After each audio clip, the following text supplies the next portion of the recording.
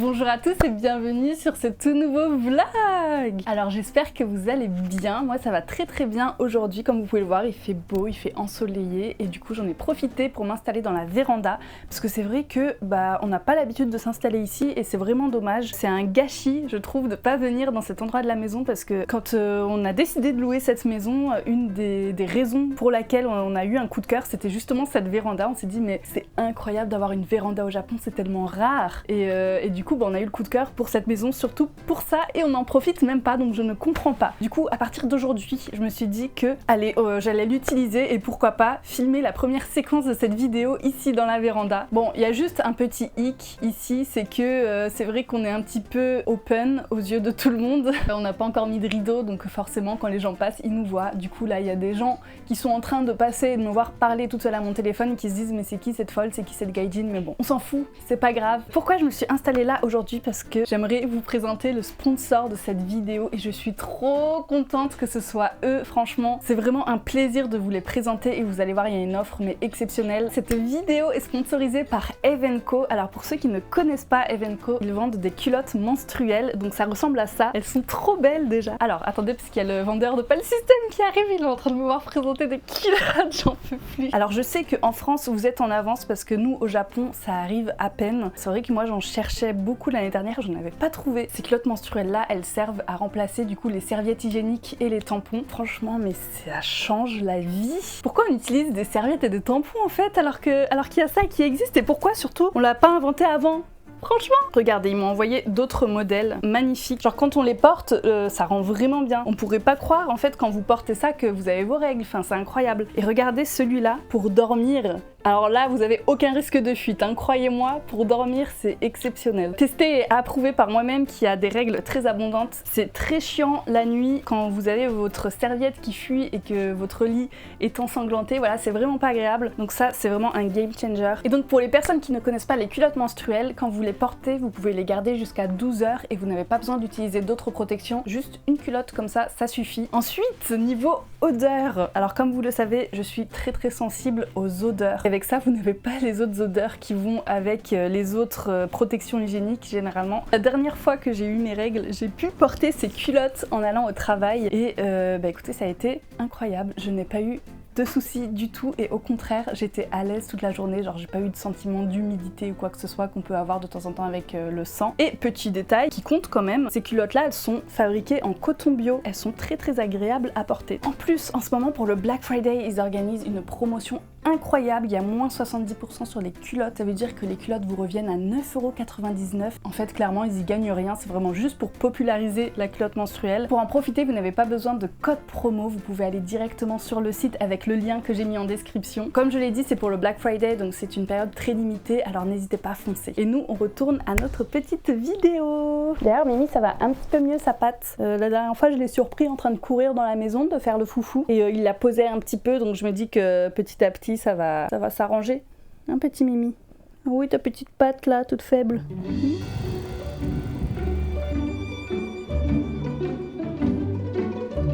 Alors ça y est, j'ai bougé d'endroit et on se retrouve actuellement dans le Kosaten de Shibuya et c'est pas par hasard que je vous ai amené ici. Je voulais vous raconter en fait ce qui m'est arrivé dans le métro la dernière fois. J'étais en train de rentrer du boulot et donc je suis rentrée dans la station de métro tranquillement comme je fais à chaque fois que je rentre à la maison. Je me suis pris un coup d'épaule violent de la part d'un salariman japonais qui venait dans l'autre sens. Ce que j'ai remarqué en fait, c'est que comme d'hab, vous savez, moi quand je suis dehors et que je marche, surtout quand c'est un trajet comme ça que je connais par cœur, je suis dans ma bulle et je fais pas très attention à ce qui se passe autour de moi. Mais j'avais quand même remarqué que ce monsieur-là était rentré dans l'épaule de la dame qui était devant moi. Et donc en voyant le comportement de ce monsieur qui donnait des coups d'épaule délibérément dans des femmes, je me suis dit c'est quand même bizarre. En fait ça m'est déjà arrivé de me prendre des coups d'épaule, je n'avais pas réfléchi plus que ça. Sauf que là je me suis dit non mais quand même ça se voyait que c'était pas fait par hasard et que le gars il avait la haine et qu'il avait juste envie de s'énerver contre des gens sans rentrer directement en confrontation. Et donc j'ai fait mes petites recherches et en fait c'est un truc de fou mais c'est une micro-agression, on appelle ça. Je sais pas si les micro-agressions existent vraiment. Pour moi, une agression, c'est une agression. Il y a un phénomène au Japon. En fait, ce sont des hommes qui aiment bien, je ne sais pas pour quelle raison, mais qui aiment bien rentrer dans les épaules des femmes pour leur faire mal, tout simplement. C'est ce qui m'est arrivé. Donc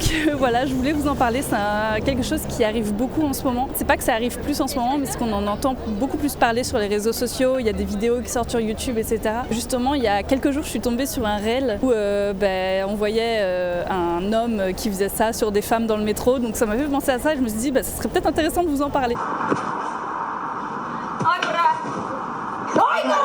Et donc voilà, ça peut paraître assez étonnant parce que c'est vrai qu'on a cette image du Japon qui est assez harmonieux, paisible, etc., qui est safe. On le répète tout le temps, on se fait agresser très très très rarement quand même ici au Japon. Et donc c'est étonnant quand ça arrive, on s'y attend pas en fait. Moi je me souviens que quand j'habitais en France, à Paris, j'étais tout le temps sur mes gardes quand je sortais dehors, etc. Sauf qu'au Japon c'est pas du tout le cas, je me sens vraiment paisible dans la rue et du coup je fais pas du tout attention. Quand ça arrive c'est encore plus choquant. Bon c'est pas très grave ce qui m'est arrivé, mais voilà, je voulais quand même vous dire de faire attention si vous voyagez au Japon. Si jamais vous voyez un salaryman qui arrive en mode énervé devant vous, attendez-vous à ce qu'il essaye peut-être de vous donner un petit coup d'épaule. Je préférais vous mettre en garde parce que voilà, c'est une agression qui existe ici, qui arrive assez souvent malgré tout, même sur les filles qui sont assez grandes comme moi, parce que moi je suis quand même assez grande par rapport aux Japonais. Mais bon, apparemment ils s'en foutent, ça leur fait pas peur. D'ailleurs c'est assez drôle, je sais pas si on peut employer le mot drôle, mais depuis que ça m'est arrivé ça et depuis que j'ai conscience maintenant que c'est des mecs qui font exprès de faire ça, j'ai un petit peu adapté mon comportement dans la rue et du coup quand il y a beaucoup de monde comme ça, je fais hyper gaffe, je regarde qui marche devant moi et j'adapte ma démarche, on va dire, en fonction de ça. Donc c'est assez énervant en fait, c'est super frustrant de se dire qu'à cause de vieux mecs comme ça, on est obligé de changer nos habitudes, de faire attention et tout. Franchement, moi ça m'énerve beaucoup. D'ailleurs je me posais la question parce que j'ai pas le souvenir d'avoir vécu ça à Paris, mais peut-être que ça existe en France aussi, donc dites-moi si ça vous est déjà arrivé dans votre pays, ça m'intéresse. D'ailleurs je tiens à préciser un petit truc aussi, je pense pas que j'ai été victime de racisme ou quoi que ce soit ici. Je pense que c'est parce que je suis une femme, voilà. Donc j'aurais été japonaise, ça aurait été la même chose. Je suis essoufflée parce que je suis en train de monter une pente. Je vais au Blue Bottle rejoindre un ami pour prendre un petit café. Et Yamitsu qui va peut-être nous rejoindre aussi après. Je voulais rajouter aussi qu'à chaque fois que ça m'est arrivé et que j'ai vu des Japonais le faire sur des femmes, à chaque fois il y avait zéro réaction de la part des femmes ou même de moi-même. Parce qu'en fait c'est tellement subtil et rapide qu'on n'a pas le temps de réagir. Et souvent c'est dans des lieux qui sont bondés où on doit se dépêcher et tout, donc zéro temps de réagir et du coup on peut rien faire, mais c'est puni par la loi. Donc si jamais ça vous arrive, vous pouvez, si vous avez la force, si vous avez le temps, la motivation, etc., l'envie, vous pouvez faire appel à un staff de la gare pour faire en sorte que la personne soit arrêtée et il pourra potentiellement être puni. Donc voilà, c'est pas non plus un acte qui est ignoré par la loi ou quoi que ce soit, c'est puni, donc voilà, c'est toujours bon à savoir. Tomorrow. Alors on se trouve actuellement dans mon restaurant préféré de sushi, je vous y avais déjà emmené il y a quelques vlogs de là. On est un petit peu pressé parce que après on va aller se faire les ongles tous les deux. Mitsu, ça fait quoi? Ça fait 3 semaines là. Ça commence à pousser un peu derrière. Ça a bien poussé là, c'est la première fois que je le vois avec des ongles. Peut-être parler de bouffe parce qu'on est dans un restaurant de sushi, on n'a même pas encore parlé de bouffe.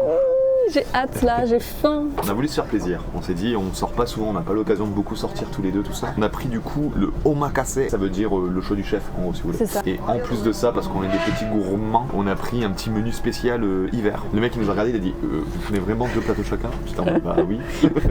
Arigatou gozaimasu. Donc ça, c'est une sélection des poissons d'hiver. Je pense qu'on va se régaler.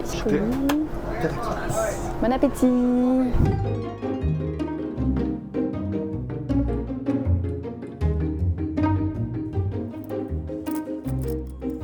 Là, comme vous pouvez le voir, c'est Mitsu qui passe en premier parce que lui, il doit enlever le gel qu'il a déjà sur les ongles. Ça va prendre un petit peu de temps. J'espère que vous allez bien m'entendre parce que j'ai pas mis les micros. Et moi, je passe juste après. Si jamais vous vous demandiez à quoi ça ressemble les toilettes publiques au Japon, vous allez être étonnés.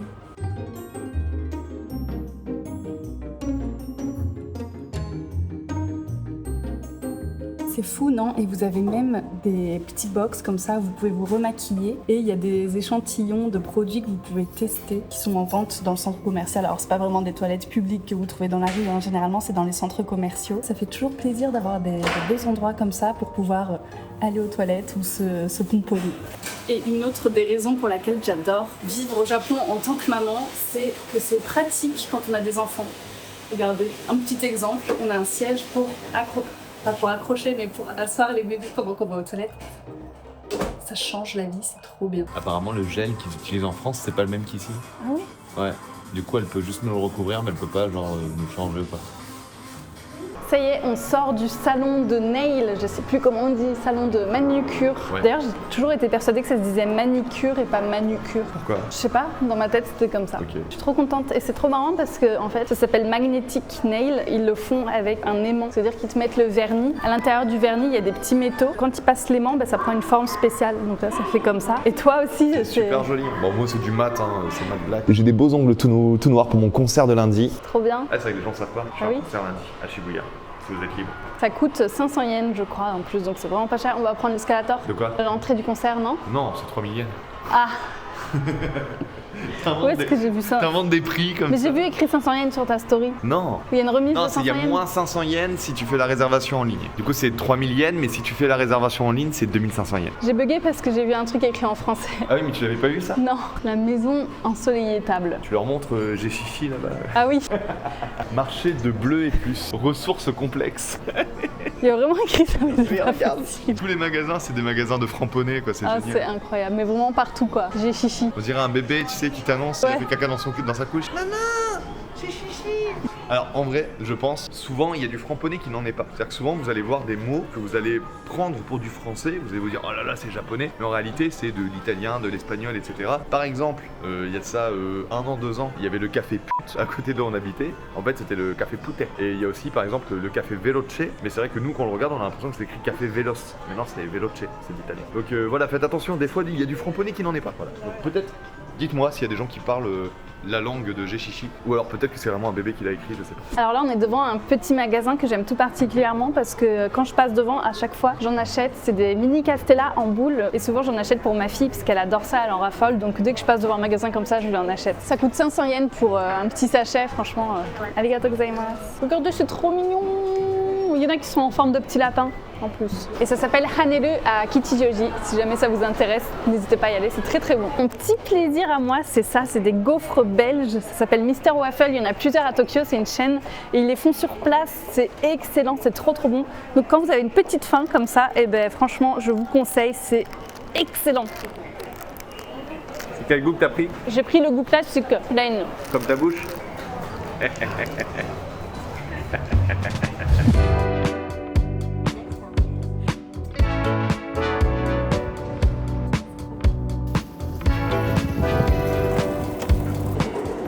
Petite voix off car je suis allée dans le Nishimatsuya, vous savez c'est le magasin qui est spécialisé pour les bébés. On n'avait pas le droit de tourner de vidéos à l'intérieur mais j'avais le droit de filmer quand même les articles donc ça va. À la base j'y suis allée pour acheter un futon pour ma fille mais vous imaginez bien c'est tellement tentant de regarder les autres articles que évidemment j'ai craqué pour plein d'autres choses. J'avais besoin aussi de lui acheter une veste pour la crèche. J'ai trouvé celle-là, elle est légère, mignonne, je pense qu'elle tient chaud et surtout je pense que ma fille voudra bien la mettre. Là on arrive dans le rayon pyjama et ils sont tous mignons, franchement j'ai craqué, j'étais obligée. J'en ai pris un avec des petites fleurs bleues, ils ont plein d'autres trucs, genre ils ont des pyjamas Impaman, ils ont des Pikachu, enfin c'est fou, j'ai envie de tout acheter. Ensuite je lui ai pris des chaussettes alors qu'elle en a déjà 3000 à la maison, c'était vraiment pas nécessaire mais bon à chaque fois je craque, voilà je peux pas résister, elles sont trop mignonnes. En plus regardez il y en avait des Biking Man, elle adore ce personnage là donc j'étais obligée de le prendre. Par contre il va falloir m'expliquer celui-là c'est qui, ce personnage il fait trop peur. Je sais pas si vous vous souvenez mais je lui avais acheté un bonnet il y a pas très longtemps sauf qu'elle refuse catégoriquement de le mettre, elle le déteste donc je lui en ai racheté 2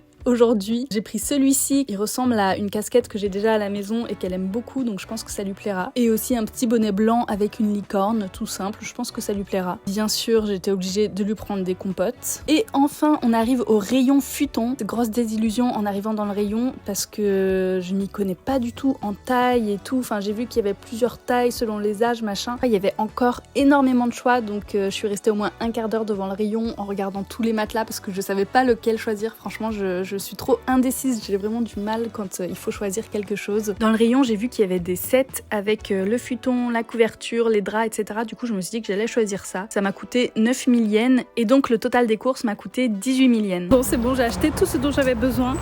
Par contre, la question maintenant, c'est comment je vais faire pour transporter ça alors que je suis à vélo. Ça va être très compliqué, je pense. J'en ai pour 15 minutes de vélo. On va essayer de se débrouiller. Hein. Bon, est-ce que vous pensez que ça va passer comme ça? Pour l'instant, le matelas ne tombe pas. Ça a l'air de bien fonctionner quand même. Et regardez sur quoi je suis tombée. Il y a des arbres à kaki qui sont pleins. Je crois que le corbeau, il est en train de gueuler parce qu'il a peur que je lui vole ses fruits. Vraiment, ça a l'air exceptionnellement bon. D'ailleurs, vous en avez déjà mangé, vous, des kakis ou pas? Parce que je sais que c'est un fruit qu'on retrouve énormément au Japon. Et en France, un petit peu moins, il me semble.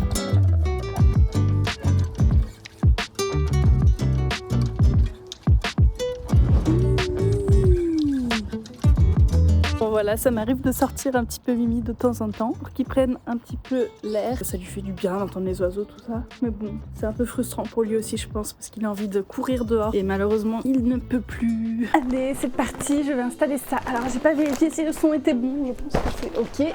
Oui, c'est bon.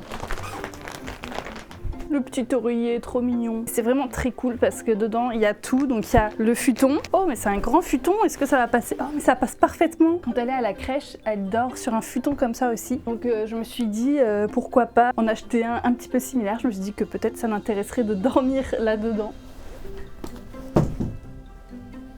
Oh, bah vous êtes tombé, comment ça se fait? Ah, c'est parce que vous êtes sur le tapis. Ça, c'est un autre drap. Ok, il y a deux draps, c'est bien pensé. Comme ça, quand il y en a un qui est au sale, on peut mettre l'autre. La petite couette. Il y a déjà le drap dessus. Oh, et ils ont un petit oreiller aussi pour elle, comme ça. Du coup, ça, je pense que c'est vraiment pour les tout petits bébés. On met leur tête dessus, j'imagine. Ça sera peut-être plus adapté, du coup, pour sa taille. Et ben voilà, elle va être trop bien, là.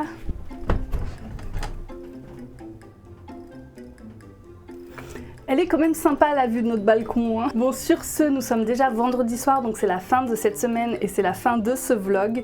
Donc je vous remercie d'avoir regardé la vidéo jusqu'au bout. Si c'est pas encore fait, n'hésitez pas à vous abonner, ça m'aide beaucoup pour le référencement, etc. Laissez un commentaire aussi, ça m'intéresse à chaque fois, je lis tous vos commentaires. Je vous fais des gros bisous. Merci encore à Eve & Co pour leur confiance et d'avoir sponsorisé cette vidéo. Et n'oubliez pas, vous avez moins 70% sur tout le site. Je vous dis à la semaine prochaine et bye bye.